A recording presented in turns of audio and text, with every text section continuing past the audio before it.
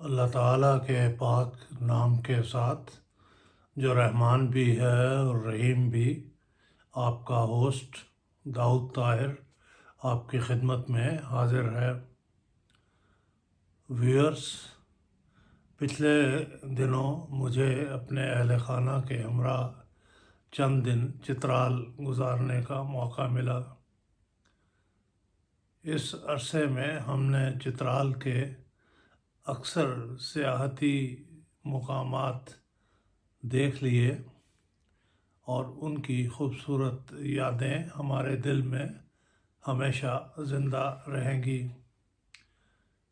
ان سب مقامات کا تذکرہ فوری طور پر ممکن نہیں، البتہ ان میں سے ایک یعنی گرم چشمہ کا ذکر میں آپ کے سامنے اس ویڈیو میں کرنا چاہتا ہوں۔ گرم چشمہ چترال سے یوں تو 1 گھنٹے سے زیادہ کی مسافت پر نہیں ہے، لیکن سڑک بہت عمدہ حالت میں نہیں۔ جا بجا ایسے پیچز آتے ہیں جہاں پر سڑک ٹوٹ چکی ہے، یوں بھی چڑھائی ہے، اس لیے یہ تھوڑا فاصلہ بھی معمول کی نسبت زیادہ وقت میں طے ہوتا ہے۔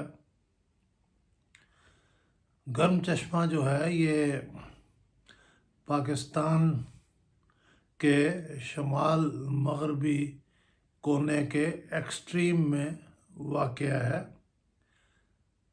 اور ہندوکش رینج میں جو بلند ترین ہیومن سیٹلمنٹس ہیں اس میں ان کا شمار ہے۔ آپ جانتے ہیں اس کی بلندی کتنی ہے سطح سمندر سے؟ 2550 میٹرز یا 8390 فٹ۔ یہاں کی سب سے بڑی اٹریکشن وہ قدرتی گرم چشمے ہیں جو دن ہو یا رات کھولتا ہوا پانی اگلتے رہتے ہیں۔ میں یہاں پہلی بار 1981 میں آیا تھا۔ اس وقت گرم چشمہ کی کل آبادی ایک بازار میں مرتکز تھی جو ایک تنگ سی سڑک کے دونوں طرف تعمیر شدہ تھا۔ مجھے یاد ہے پتھر، گارے اور لکڑی سے تعمیر شدہ یہ دکانیں چھوٹی چھوٹی تھیں۔ ان کی تعداد ممکن ہے 100 یا اس کے قریب قریب ہو۔ ان میں روزمرہ کی ضروریات بھی مل رہی تھیں، لیکن زیادہ دکانوں پر پتھر فروخت ہو رہا تھا۔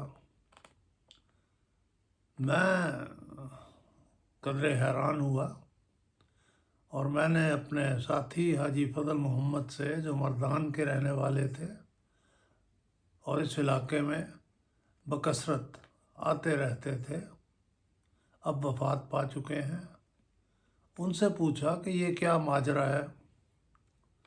کہنے لگے آپ کو نہیں پتہ، بدخشاں یہاں سے بہت قریب ہے۔ بدخشاں سے جو قیمتی پتھر نکلتا ہے، اسمگلرز اسے یہاں تک لے آتے ہیں۔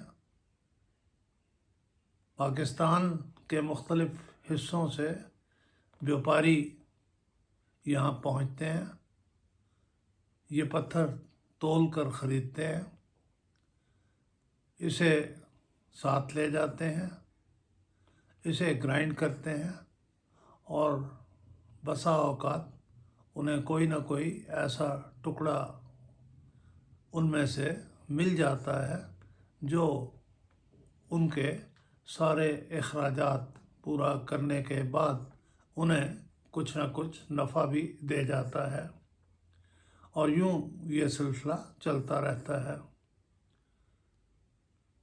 میں حیران ہوا اور میں نے پوچھا بدخشاں کتنی دور ہے یہاں سے؟ انہوں نے ایک پہاڑ کی طرف اشارہ کرتے ہوئے کہا بس اس کے پیچھے۔ لیکن معلوم ہوا کہ وہ پہاڑ 15,000 فٹ بلند ہے۔ عام آدمی کے لیے اور خاص طور پہ ہم ایسے لوگوں کے لیے اسے عبور کرنا آسان نہیں، لیکن اسمگلرس نے اپنا راستہ بنایا ہوا ہے۔ مقامی لوگ بھی حسب ضرورت ادھر جاتے رہتے ہیں اور ادھر کے لوگ ادھر آتے رہتے ہیں۔ جب گرم چشموں کی بات ہوئی تو ہمیں ایک جگہ لے جایا گیا جہاں 5 یا 6 غسل خانے بنے ہوئے تھے، بالکل ابتدائی شکل کے غسل خانے تھے۔ باہر ایک بورڈ لگا ہوا تھا جس پر درج تھا کہ کن کن امراض والے یہاں غسل کریں تو صحت پا سکتے ہیں۔ مجھے اب ان بیماریوں کی تفصیل یاد نہیں رہی، البتہ یہ ضرور یاد ہے کہ ان میں جلدی امراض میں مبتلا لوگوں کا خاص طور پر ذکر تھا۔ وہیں ایک آدمی چارپائی پر رضائی اوڑھے لیٹا ہوا تھا۔ معلوم ہوا اس نے ابھی غسل کیا ہے، اور چونکہ سخت گرم پانی میں غسل کیا ہے لہذا وہ لحاف اوڑھ کر لیٹا ہوا ہے کہ جب جسم کا درجہ حرارت قدرے نارمل ہو جائے گا تو وہ رضائی ہٹائے گا اور پھر اپنی منزل کی راہ لے گا۔ ان 40 سالوں میں جو بیچ میں بیت گئے تھے، گرم چشمہ کی شکل و حیت بالکل بدل گئی ہے۔ بتایا جاتا ہے کہ اب یہاں کی آبادی 50,000 سے کہیں زیادہ ہے۔ قصبہ پھیل بھی چکا ہے، اور دریائے لٹکو مقامی زبان میں اس جگہ کا نام ہے۔ دریائے لٹکو کے دونوں اطراف میں لوگوں نے اپنے مکانات اور کاروباری لوگوں نے دکانیں اور ہوٹلز، ریسٹورنٹس بنائے ہوئے ہیں۔ کہا جاتا ہے کہ یہاں کی زیادہ تر آبادی اسماعیلی خیالات کی حامل ہے۔ ہوا یوں کہ کئی 100 سال پہلے یہاں ایک اسماعیلی بزرگ آئے اور انہوں نے یہاں اپنے خیالات کا پرچار کیا، لوگوں نے اسے قبول کیا اور آج تک اس پر قائم ہیں۔ بہت سی زبانیں یہاں بولی جاتی ہیں، حتیٰ کہ دری یعنی وہ فارسی بھی جو افغانستان کے ملحقہ صوبہ نورستان وغیرہ میں بولی جاتی ہے۔ جب بات ہوئی چشموں کی تو ہمارا ڈرائیور جو چترالی تھا ہمیں مسجد حضرت ابوبکر صدیق کے پاس لے گیا۔ اتفاق سے اس مسجد کے متولی محمد جلال الدین باہر تشریف لا رہے تھے۔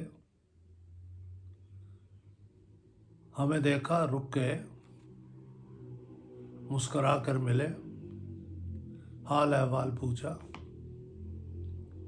باتیں شروع ہوئیں تو انہوں نے بتایا کہ یہ مسجد جس کے وہ متولی ہیں، اس لحاظ سے علاقے کی مساجد میں منفرد ہے کہ یہاں مسجد کے مین ہال اور منلحقہ کمروں کو گرم رکھنے کے لیے گرم چشمے کے پانی سے خوب فائدہ اٹھایا گیا ہے۔ میرے ایک سوال کے جواب میں انہوں نے بتایا کہ ہال اور کمروں کے فرش کے نیچے سے گرم پانی کی نالیاں گزاری گئی ہیں جن سے وہ فرش گرم ہو جاتا ہے، اور خاص طور پر سردیوں میں جب باہر درجہ حرارت نقطہ انجماد سے بھی گر چکا ہوتا ہے، ان کمروں یا اس ہال میں بیٹھنے والے لوگ یوں محسوس کرتے ہیں گویا کوئی برف باری ہوئی ہی نہ ہو۔ انہوں نے بتایا کہ ایسا انتظام شاید بعض اور لوگوں نے بھی گھروں میں کر رکھا ہو، لیکن وہ اس کے بارے میں کچھ کہنے کی پوزیشن میں نہیں ہیں۔ انہیں جلدی تھی، لیکن جانے سے پہلے وہ یہ بات بتا گئے کہ اس مسجد سے 1.5 کلومیٹر دائیں اور تقریباً 1.5 کلومیٹر بائیں جگہ جگہ گرم پانی کے چشمے پھوٹ رہے ہیں، لیکن اس حد سے اگر آپ پار چلے جائیں تو چشمے آپ کو ملیں گے، لیکن ٹھنڈے پانی کے۔ گرم چشمہ کی ٹراؤٹ مچھلی جو دریائے لٹکو سے پکڑی جاتی ہے معروف ہے۔ براؤن رنگ کی یہ مچھلی ہے۔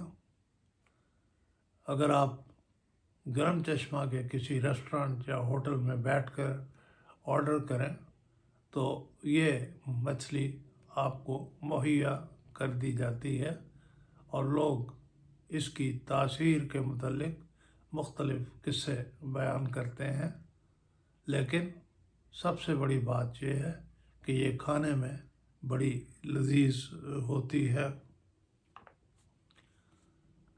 آپ کو یہ بھی بتاتے چلیں کہ یہاں سے نکلنے والا پانی، یعنی گرم چشموں سے نکلنے والے پانی مختلف درجہ حرارت کا ہے، لیکن سب سے زیادہ درجہ حرارت 260 ڈگری سینٹی گریڈ ہوتا ہے، اور یہ اتنا بلند درجہ حرارت ہے کہ اسے انسانی جسم برداشت نہیں کر سکتا۔ ہم تو صبح گئے اور شام کو وہاں سے واپس آ گئے۔ چترال کے راستے میں ایک مقام آتا ہے جہاں سپہر کے وقت مارخور پہاڑوں سے اتر کر نیچے دریائے لٹکو میں پانی پینے کے لیے آتے ہیں۔ یہ ایک دل فریب منظر ہوتا ہے، ہمیں بتایا گیا تھا، چنانچہ ہم بھی یہ منظر دیکھنے کے لیے رکے تھے اور اس سے لطف اندوز ہوئے تھے۔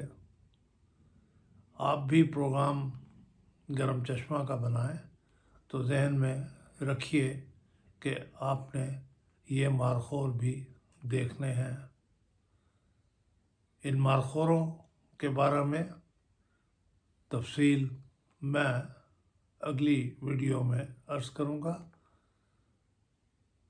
اس وقت تک کے لیے مجھے اجازت دیجیے، لیکن اس سے پہلے مجھے یہ کہنے دیں کہ اگر آپ کو گرم چشمہ کے بارے میں یہ ویڈیو پسند آئی ہو تو اسے لائک ضرور کیجیے گا، اور میرے چینل کو سبسکرائب کرنا مت بھولیے تاکہ میری آئندہ آنے والی تمام ویڈیوز سب سے پہلے آپ کو ملیں۔